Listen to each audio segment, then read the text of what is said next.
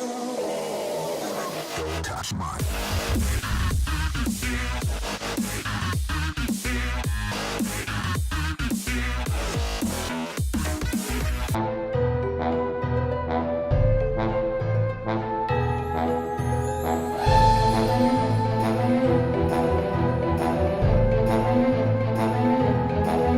Welcome to this week's episode of Whoscussion. It's going to be a short one this week. You are with, of course, that random guy and the wonderful, the stupendous, the jolly Harriet Skelly. Ho, ho, ho, ho. So we didn't go Christmas themed. That will actually be our next one. That will go going into the new year there. That will be our next Whoscussion. But this week we're going to be going over the android invasion and the seeds of doom. You'll notice we've skipped the brain of Morbius, and the main reason we've done that is because we've actually already talked about the brain of Morbius, and I'll put a link in the description for this episode for you guys to go check that episode out. It's one of our earlier ones, back when my mic actually functioned properly. Yeah, and it's mainly themed around the sisterhood of Khan. It is indeed. So, the android invasion, I'll go first. I'll let you have the good one, because I think Seeds of Doom is better, in my opinion. You reckon? Yeah, I think so. Put the Sarah Jane face. So, the android invasion is the final appearance story of John Benton and Harry Sullivan. TARDIS Wikia makes a point to say in the classic series, did John Benton ever come back? He came back in the I suppose, yeah, he came back in the wartime movies, which are good. If you guys can get a copy of they're on DVD now, so if you get a copy of Wartime, definitely pick those up. It's called Wartime and Downtime. They're both John Benton stories. And of course, Harry Sullivan doesn't come back, I don't think, ever. He's mentioned in the new series, but unfortunately Ian Martha's passed away since being in Doctor Who, and so he didn't make an appearance in the Zygon story. The android invasion is pretty much a Zygon story, actually. They've got the Doctor decides to head towards Unit, which is funny because he was meant to take 5 minutes, if memory serves, from the end of the last story with Unit to come back. He's definitely missed that mark quite a bit. Just a little. The Doctor finds himself in a quaint English cottage, but something's a bit off. There seems to be replicas of the townsfolk that Sarah Jane recognises because she, funnily enough, did a story there, which actually feels genuine because Sarah Jane Smith is an investigative journalist, and considering England's only an island nation, she's probably been all over England. So that makes sense to me. I didn't think that was weak. I think it was a good way to for the audience and as well as the Doctor to be informed. Hey, look, something's amiss here. I didn't feel. Well, what do you disagree with me there, Harry Skelly? No, that makes sense. Perfect sense. Oh no, I was just like, oh, somebody's gonna have something. Someone's gonna whoscuss about that point.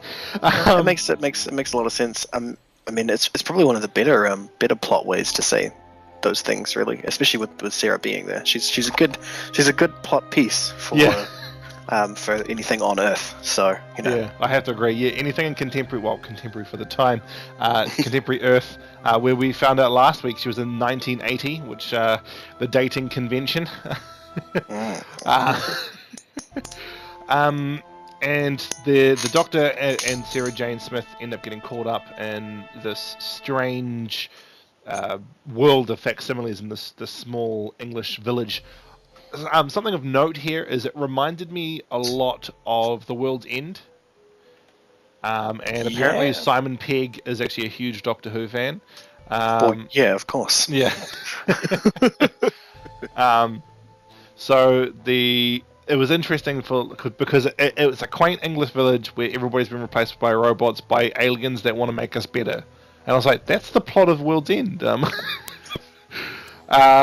But it's actually a pretty common trope in other sci-fis actually. Oh, really? That an alien invader will make a facsimile of the human race to help us. To invade us, basically, to figure us out. Yeah, well, because that's like Invasion of the Body Snatchers, I guess. Yeah, but... there's one particular episode I can remember where the aliens from the Fluid Zone in Voyager create a complete replica of Starfleet Academy to figure out the human race. Huh. But in like a benevolent way, or? Oh, they're very evil. Yeah, they Oh, wanna okay. kill you. Oh, okay. So there is a there. Okay, so we get introduced to what's his name? Was it not Faraday? What's the name of the dude that's working with them? Morgan? No, Morgan. I can't remember his name. Dr. Evil. Dr. Evil. Yeah, I suppose. He's got the eye patch on that one, right? He's Yes. What was his name again? He was an astronaut, basically. Yes. What's his name? Is it Guy Crayford? Yeah, Crayford. Crayford's his name. So anyway, Crayford. I just rewatched it today, so I don't know how I can't remember that. But he was not a particularly interesting character. he really isn't. And it's great because he's like he is a human astronaut. Part of the British astronaut thing, you know how from the Third Doctor they had that British astronaut agency thing, which I really wish would get explored a lot deeper in New Who to sort of figure out how that fits into the modern Who universe. I mean, only Big Finish could really tackle something like this, or maybe even the comics because they're pretty good. Well, just mind wiped everybody who knew about it and just had it be a unit secret. Yeah, I suppose. Yeah, just have it be a unit secret. I could see that. Yeah, but considering it seems to be only run by unit anyway. That is a good point. And then they could say that the news report from the Third Doctor era was a hoax because it was just that one guy interviewing everybody. You could discredit him, and I could see governments doing that to try and keep it secret. But anyway, Guy Crawford, he got saved. Well, he thinks he was saved by these things called the Kralls, and he's like, "Oh, hey, they saved me." But the Doctor helps him to understand that he wasn't actually saved by them. They want to use him to destroy Earth. He believes that they're a benevolent force, but the Doctor reiterates they are a malevolent one, and they are the ones creating these facsimiles. It turns out they're not in an English village, they're actually on it's like a space laboratory. I think it's actually the planet that they were on. Is it a planet? I'm pretty sure that they were on these people's planet. Oh, right, okay, and then they just destroyed their homeworld. Yeah, because it was having trouble. Yeah, something like that. Mainly, I think it was the radiation. See, I told you the Seeds of Doom was more interesting. Yeah. Nothing. This one sort of drags on, which is really weird, right. considering Seeds is way longer. Seeds is way longer, but nothing happens in the android invasion. There's these really good models. I'm not gonna bash that. The model work for the androids is gorgeous. It is.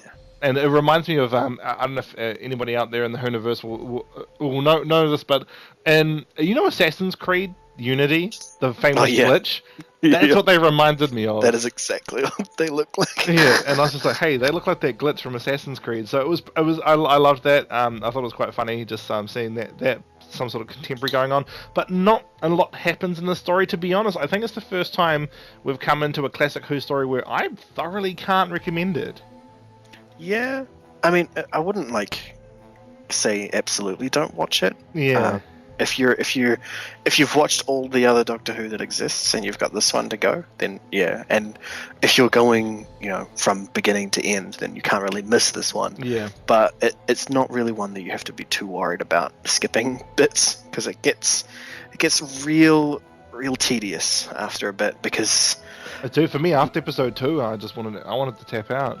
Yeah, it doesn't really have the same feel to it, really. Mainly because the only people who are at risk for most of it is the Doctor and Sarah, where you generally know that they're going to survive. I mean, even back then, you probably would have known, they've got a few more episodes this season, so they're going to survive this, so what's the big deal? And then it starts ramping up, the last episode. Yeah, the last episode's the good part. It's the best episode in the whole thing. It's really good. The Doctor kicks heaps of ass. He even fights himself. Seriously, I wish we had started a counter way back in the beginning of Whoscussion. How many times the Doctor gets cloned? and fights himself. Yeah, and he gets there's so many Doctor facsimiles. It's ludicrous. It's great. Even the first Doctor has how many? I think he has 2 facsimiles in his run. He's got the one the Daleks make, and then he sees him a time copy of himself in the Space Museum. It's just, it's great. And then like you've got the Doctor meeting another Doctor, a guy who Yep. looks like the Doctor with a salamander. It's it's just Yep. the classic Who's like, look, we need to make the stakes higher. Dude, just clone the Doctor. Perfect. Let's go do that. It seems to be their run too. The story that takes place after this, Brain and Morbius, again, you can see that in the description when we Whoscust it, is a significant step up in storytelling than this. But yeah, I mean, obviously watch it if you're devout to the Whoniverse and if you love. I mean, people love Tom Baker. He's not my favorite, but I know why people love him because he shines. Even in this story, he shines the whole time. Yeah, here's the only driving force in Yeah. this episode, really. Well, for the first three three episodes of the story, he's the only reason that it continues on. Because he seems to be the only one who's actually doing things a lot of the time. He quite clearly had a cold during the filming of episodes 1 and 2, though. You can It hear was it. great. He's I'm just like. it just sounds like he's really angry at Sarah for no reason. Yeah. I'm like, I'm just like, oh, Tom Baker's got a cold. Like especially when he's tied up and he's all making fun of the aliens' plans, and you can just hear like he's really trying to not die on set. He's that sick. He's proper sick in this episode, and the good thing is it doesn't show it physically, but when he talks, you can tell, hey, look, this guy probably needed to sleep it off for a couple of days. But you know. That was the strict schedule. He had to work through it. I mean, he must have had quite a bit of time off after breaking his leg. Thanks, Sonsarin. But yeah, again, I can't really recommend this one. And we'll move on to the Seeds of Doom. Harry Skelly, take us away. Hang on, just gotta stretch my neck out a bit here. Anyway, this story is a doozy. It's really good as well. It plays out perfectly in the way that like that sort of formula that Doctor Who has, or at least the fourth Doctor has at this current time, where bad things start happening. And things just get productively worse, mainly because people won't listen to him. And there's a really crazy guy as well who's a billionaire. That's great. It plays out the monster story very, very well with the seed. You know, it literally starts off with the seed like coming into human hands and them not listening to the Doctor like immediately. Like his first like scene is him saying, "Don't touch it. I'm gonna go deal with it." Yeah. And then what do? Oh, we're gonna heat it up. We're gonna throw it. What are you doing? Come on. And like they give the best reasoning behind that. Like the guy saying that that the Doctor is probably just some like old crony they've got in that doesn't actually know what's going on. And it's like, no. Why, guys? Why, please? So it plays out like that. The pod opens, sticks this guy, and starts turning him into this like green lake monster. Like he looks like the Swamp Thing. Yeah. Which is really good costuming. Actually, it looks really good. The way that it gets worse, like it seems reasonable. Like I mean, the initial scene where he goes from being a normal person to just being like covered in green goop, like that doesn't really make sense. But after that, like the transition period from him going to that to getting more Levy and then eventually becoming this tentacled but rooted, sort of rooty tentacles monster, definitely makes a lot more sense. But yeah, eventually the Doctor finally gets there after this guy's basically about to die, or at least that's what it seems to be. Doctor figures out, basically he explains everything to them, what's going on. Surprisingly, the guys at base actually kind of believe him almost immediately, which I was kind of thrown off by immediately, because a lot of the time, as soon as the Doctor starts explaining things, people just shut off. Well, the good thing is that the Doctor was sent to them by their higher ranked officer, basically their boss. Yeah, but even like because they mentioned at the beginning that they think that the Doctor's probably not as intelligent as they as they think, but I like how, because even in the case where like a high-ranking commanding officer says that the Doctor's okay, vets the Doctor, like Brigadier has all the time. You know, he's vetted the Doctor all the time, but yet people still don't listen to him. So it felt really good, but at the same time off-putting that they actually believed him immediately. But of course, things are just going to get worse from then, because there's 6 episodes in this, so it gets productively worse, but in a good way. Like, you know that it's not going to complete, so as soon as they get close to it getting, like, you think that they're gonna win, it goes south, and it goes south in the most brilliant ways. Like, the first few episodes of this play out like The Thing, the movie. Which is interesting, because The Thing's 6 years after this, but like the events are very, very similar. Yeah, it's not like exactly similar. It feels very similar, but of course, that is funny because Doctor Who has also done a Zygon story that's exactly the same as The Thing as well. After The Thing was a thing, thing. Anyway,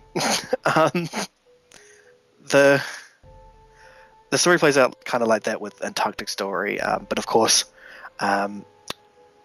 just as they're just figuring out what to do with the plant monster that's about to come out, 2 guys show up. There's a lot of characters in this, so I have a bit of trouble remembering all of their names. So Scorby and Keeler are the 2 guys that turn up. Scorby and Keeler, because Keeler's the botanist, and Skeely's the guy that almost gets his head chopped off.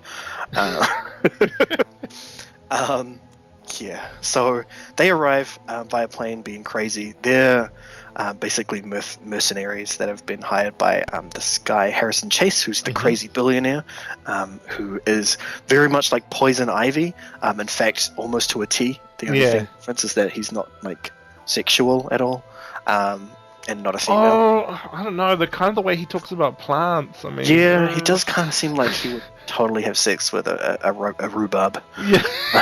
A little bit of third Doctor joke there. Look back at our old stories for more on that one. Anyway, they show up. They cause some havoc. The swamp monster goes crazy. Scorby and Keeler cause a bit of havoc. Shoot some people. Well, they try to shoot some people. Hold the Doctor and Sarah hostage, like always. Come on. Why did they just kill the Doctor? I know, they should have just killed him. He tries to do that so many times throughout the story. It's great. Every single time he either gets held up by somebody else being like, no, don't shoot him, or just generally being a nuisance. And Scorby gets so angry at not being able to kill the Doctor. Yeah, and sometimes the Doctor just kicks his ass as well. Yeah, it's so great.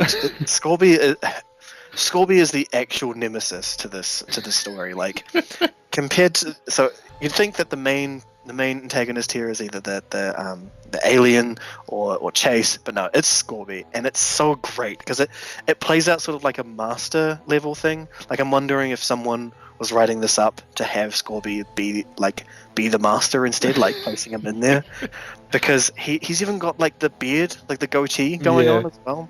So it fits really well because he's just hating on the Doctor so much, trying to get the upper hand on him, and then failing at every single turn, and then eventually having to work with the Doctor at the end. It's so good, especially this great scene where he's chasing down the Doctor with a gun. The Doctor ducks into this archway and then is dodging around this arch as he's trying to shoot him, and then the Doctor knocks the gun out of his hand, beats him up a little bit, and then twists his neck like he's going to decapitate him. The Doctor totally tries to break this guy's neck. He does. It is a fantastic... It even makes the cracking noise, and I wonder, because you don't see Scorby for a while, I wonder if, originally he was scripted to be dead, and they're like, you can't have that. I kind of wonder if that was the case, because it is a great scene, but it is gnarly. The man who never would, folks. The man who never would. I'm the man who never would, except for Scorby. Anyway, Scorby and Keeler cause some trouble on the Antarctic base. They want to blow up the reactor. Get to the reactor. To the reactor. Yeah. What I Sarah love, Jane right, and is the that Doctor- reactor. Yeah. Oh, sorry, I'll just interject real quick there. That reactor is a prototype that apparently nobody knows about, but then Yeah. Scorby knows exactly how to destroy it to destroy the whole base. I'm like, I don't think he does. I don't think he. but I he don't think says it. He actually says it. Yeah. He says that he saw the cables running from it to all the other bases, so he assumed that would mean that it would explode them all. But realistically, what he probably should have thought was, this is the power generation room. If I blow this up, then the rest of the base won't have power. Yeah. Not, this will blow up the entire base. So, yeah, I'm not sure what he was thinking about that. I was just like, how But, does he it know worked this out is a for- prototype? I think the best thing about it is that he was planning on blowing up Sarah there, and he ends up blowing up the big monster instead, which is kind of a plus. But he also intends that it would kill everybody, and then there would be no witnesses, and he could run away with the second spore. But of course, the Doctor escapes. This is the initial escape, like the proper escape from Scorby, which just continues from that point on. It's fantastic. Have you noticed though, the Doctor has so far saved nobody? Yeah. 'Cause everyone on their base dies. Yeah, everyone on that base dies.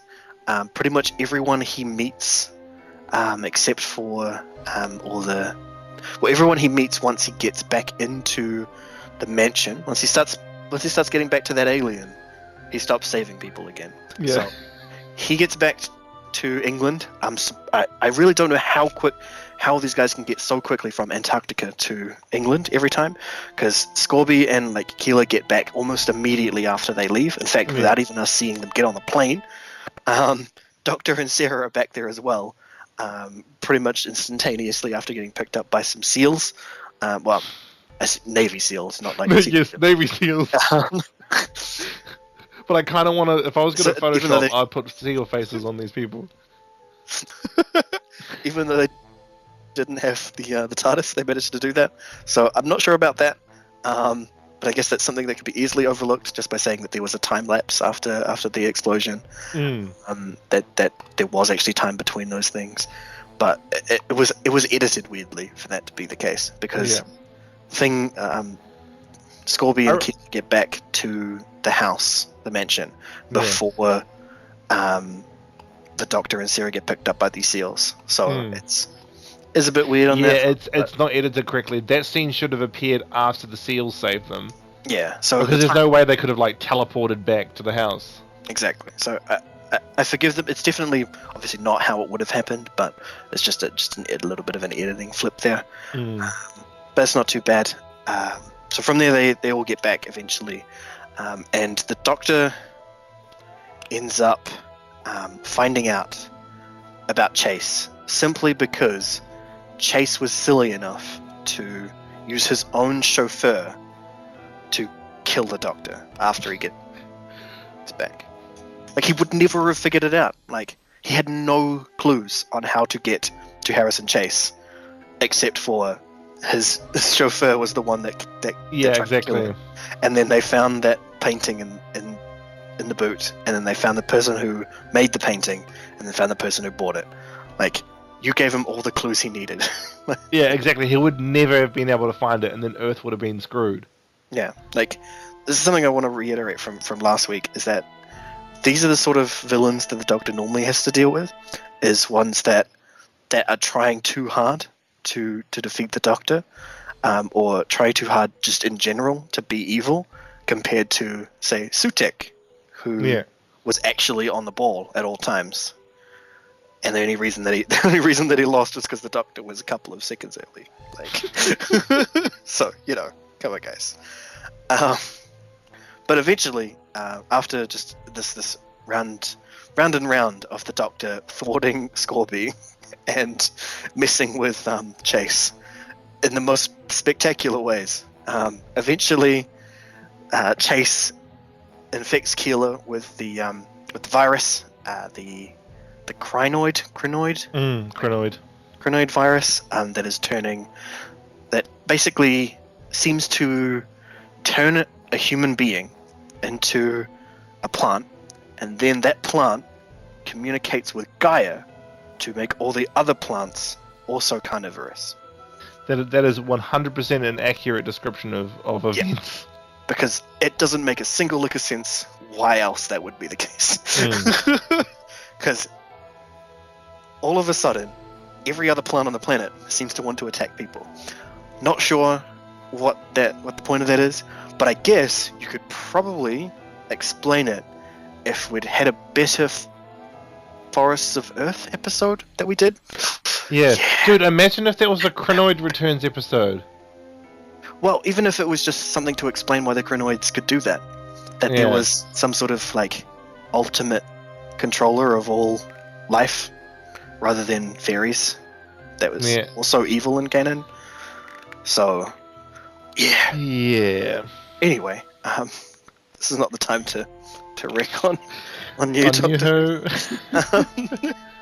Anyway, the Crinoid gets massive, like Godzilla mass, which is actually a fantastic effect that they pull off with this, because it's obviously a person in a suit. For every time you properly fully see it. Oh, sorry, Harry. There's a little bit of technical guff there. Sorry, could I get you to repeat that? Oh, that's just gotten way worse. Really? Is that better? Hello? That is better. Hello. Alright, we're better now. Cool. Okay. So, where was I up to? The effects. The effects, yes. So the Crinoid, in its big forms, when you see it in the whole shot, it is as big as the house, as big as the mansion. It looks like they've modeled the mansion and got a guy in a suit to basically kick it, which is really funny to look at. But then there's also those times where the roots are like busting through the windows and stuff. Those are great effects. Every time the plants like envelop somebody, you can barely see whether or not it's actually like, it looks like the plants are actually moving to the way that they've tethered them, which is, it's really good, especially for the time, because they didn't exactly have animatronics to do all that sort of stuff. My favorite is the death in the swamp. Oh yeah, when that's Scorby so finally, brutal.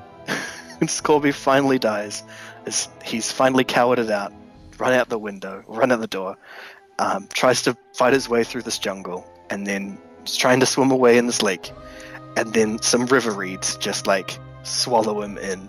That's not a good way to go, but I guess it's better than having a neck broken by the Doctor.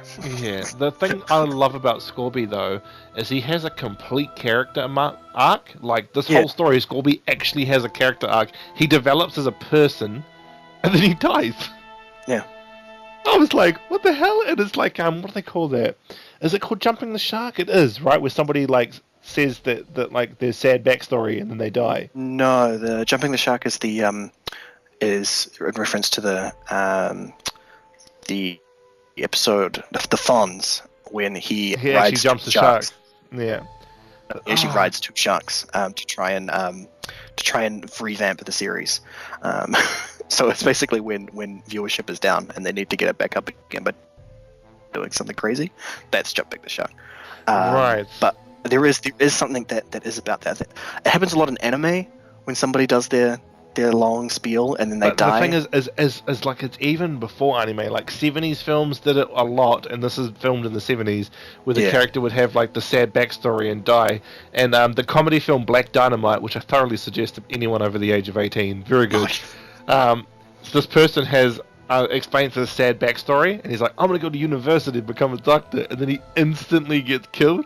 Yeah. And then Black Dynamite goes, who saw that coming? I mean, who saw where that came from? And it's such a trope, but like I think, and this is the only time I think I've seen it work, where the only reason Scorby dies is because he's given up all hope, so he chooses to actually die. Well, I don't think he gave up all hope. I think he just he finally his cowardice that was the actual cause of his, or the core of his character was cowardice compared to the outwardly like the macho feeling that he was doing. Yeah. Because he was a ruthless mercenary, he'd kill anyone that he was told to do, that sort of stuff. But it was because he was a coward at heart that he was actually like soft and gooey in the center is the reason why he was doing all that stuff. So the fact that he was claiming that the reason why he was still alive and the reason why he was hard was because he fought through everything and always came back alive. But the reason why he came back alive every time was just because he was a coward.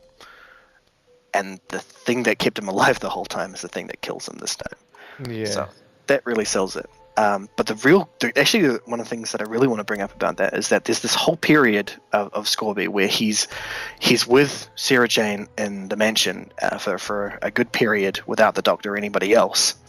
And they have this really interesting interaction where stereotypically in a lot of movies and shows these days, the interaction that Scorby and Sarah Jane have sort of seem like that angry couple feeling. Like they're trying to say that that they'll kiss afterwards sort of deal.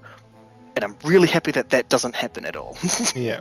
Because as much as that was like stereotypically playing out, Sarah Jane is not a stereotypical one.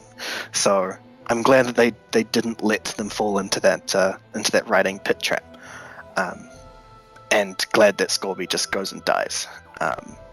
It would have been really interesting if Scorby had become a companion, though, I think. Yeah, I would like to see how that played out, because the Doctor and Sarah will know he murdered people. But I kind of feel like Scorby was going to become a companion. Yeah, it kind of seemed like he starts turning a new leaf, like proper turning a new leaf, and understands where the Doctor's coming from. The Doctor's not just a jackass, he's actually properly helping people. Yeah, if this was an anime, if Doctor Who was an anime, Scorby absolutely would have become a companion. That after this outburst of his life story, the Doctor would have suddenly understood him and took him on his adventures. Yeah. But thankfully it's not, because as much as Scorby having Scorby around would have been fantastic, sort of like an old Who Captain Jack. Yeah. You know, like a ruthless mercenary. Walking around the Doctor. I mean, the Doctor wouldn't need to act like he doesn't want to kill people anymore. He could just have Scorby just kill people whenever he wanted them dead. Hey, Scorby, remember that time I broke your neck? Yeah, good times, Doctor. Good times. I've been trying to stretch those muscles for years. Anyway, I love that the end of the story mirrors the beginning of the arc, with the big alien getting blown up, where the Doctor basically calls it an airstrike and gets it destroyed.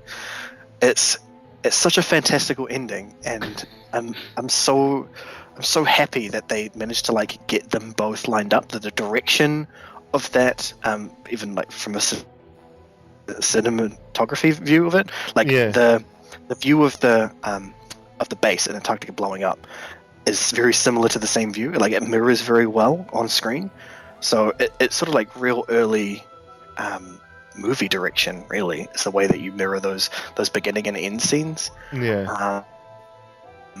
It does it very well, and it's actually a really moving piece to see that happen, even though it's just bombs going off. It feels way better than Michael Bay. It's really great. Because those bombs are used as a last resort for that being, because the Doctor is properly going to fail, and he's like, you need to blow it up. Yeah, he's like, this is the last message we got. We just need to blow it up. And then, of course, the Doctor manages to find his way up before, even though the idea was that he was going to sacrifice himself. But they managed to find a way out in the most weirdest way, the not really explained way as well. He sprays steam on it, so it manages to weaken its grip for a little bit while he goes out. I don't really understand that.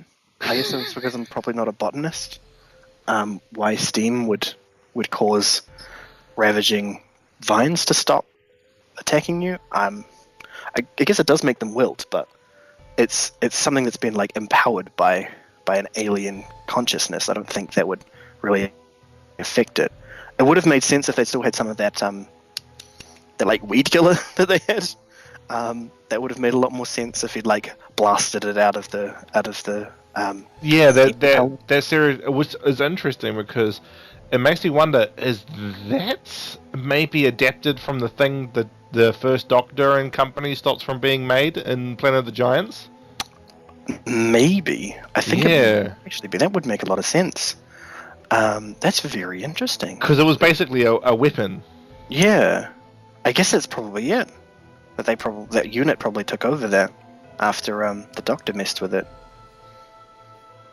Yeah. Actually, he's talking about that. The story is surprisingly not a green story. Yeah, Like, it's got plants and everything in it, but it is not selling that.